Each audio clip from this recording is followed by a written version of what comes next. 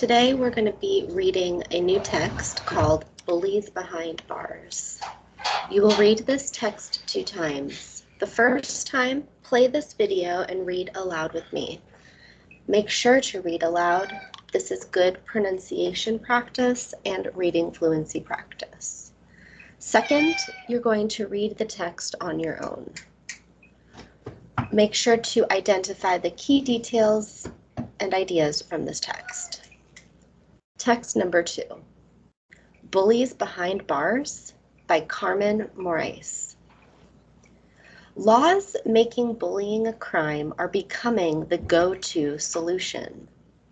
Instead of detention, kids could land in jail. Will harsh punishments stop the bullying epidemic?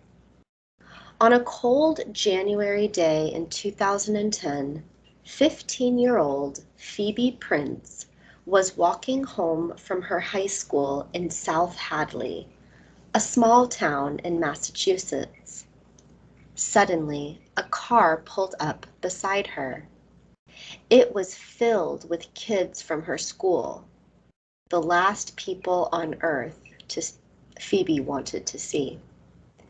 As Phoebe quickened her step, one of the girls threw a soda can at her, shouted an obscene insult, and laughed as the car screeched away.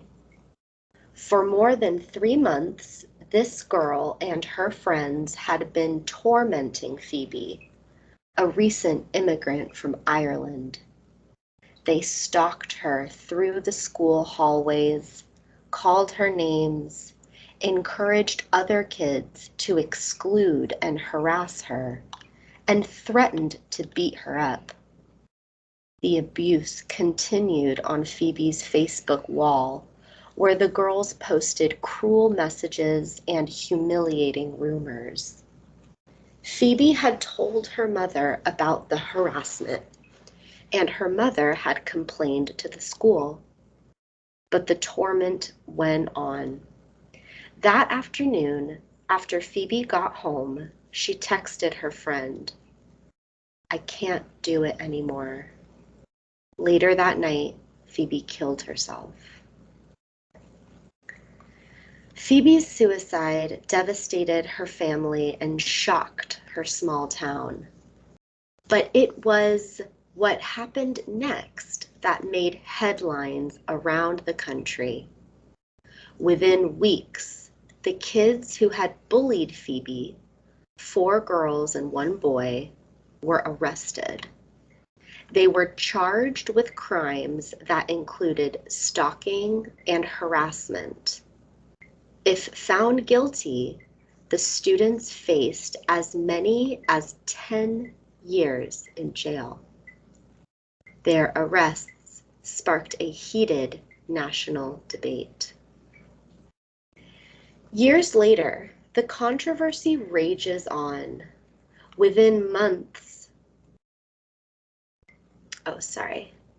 after debate, we have to skip down here. Yes, what happened to Phoebe was a tragedy, and her tormentors should be punished. But did they deserve to go to jail? Would a law have stopped them? Years later, the controversy rages on. Within months of Phoebe's death, Massachusetts passed a law that made bullying a crime punishable by jail time. Since then, 49 out of 50 states have passed anti-bullying laws. Many of the laws require school districts to provide anti-bullying education and to enforce strict punishments for bullying. But 7 states have gone much further by criminalizing bullying. In North Carolina, for instance, a teen who creates a fake online profile and then uses it to bully someone can be arrested. In Massachusetts, continually harassing someone, as Phoebe's tormentors did to her, is now officially a crime that could lead to a jail sentence. In states with these laws, kids found guilty of bullying crimes could end up with criminal records, which they would be required to reveal on college and job applications. Many of the people supporting these tough state laws are parents of victims and the teen victims themselves, like 15-year-old Chelsea Little and her mother, Angela Stagge.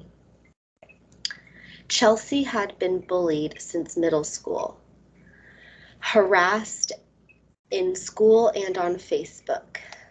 Yet, her mother's repeated complaints to the school did no good.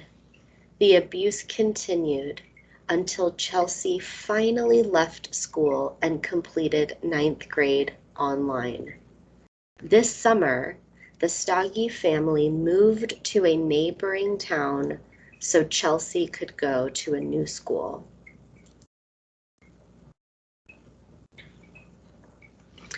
Chelsea's experience led her mother to believe that many schools weren't adequately equipped to protect victims of bullying.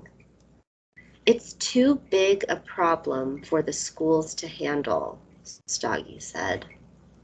The organization she founded, Bullying for a Change, is devoted to pressing for tougher state laws, which Stagge believes will protect other kids from the suffering and Chelsea and others have had to endure. But many experts don't believe that tougher state laws are the solution.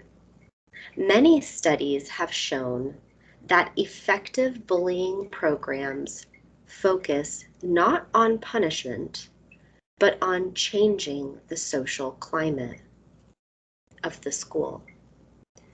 These programs are designed to make kids more empathetic, more accepting of differences, and more likely to stand up if they see a friend being picked on. The best programs are often led by students, like one in Canal Winchester Middle School in Ohio. There, it's the teens who speak up at assemblies about bullying and are recognized when they act as peacemakers. There's even a wall of courage where everyone is asked to share his or her thoughts about life and friendship. It is prominently located in the school's main hallway. In the truly effective programs, bullies are punished, but in ways that have an immediate impact on their lives in and out of school.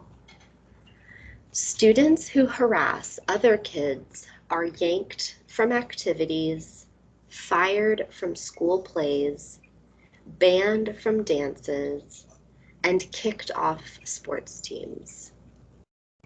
Justice is swift. The message is clear to everybody. Being mean is not tolerated. Experts say such punishments are far more likely to cure a bully or discourage abusive behavior before the bully can commit a crime. Please reread this. Be sure to look at the blue boxes and the pictures with sentences beneath them when you reread it, and you will be answering questions about main idea and key detail in the following section.